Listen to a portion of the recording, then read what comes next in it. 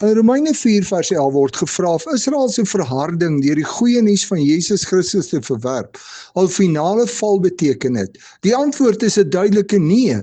Deur al val het die evangelie na die nie-Jode gekom om die Jode jaloers te maak.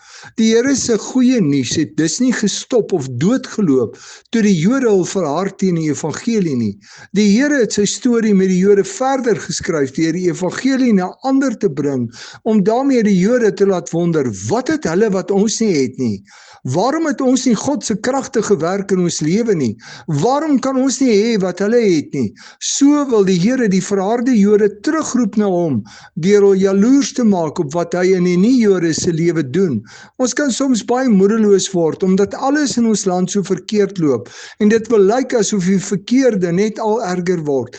God se antwoord op die verharding van die mense is om hulle wat in hom glo, gelowiges te gebruik, om hulle wat hom verwerp jaloers te maak. Verstaan jy die belangrike rol wat jy vandag in 'n tyd soos hierdie moet speel? Jy moet teen die stroom ingaan en so die pad saam met die Here loop, dat jy hulle wat nog nie die Here ken nie, kan jaloers maak, sodat hulle ook die Here in hulle lewe wil hê. Uit myself kan ek dit nie doen nie, maar die Heilige Gees kan dit in my lewe doen.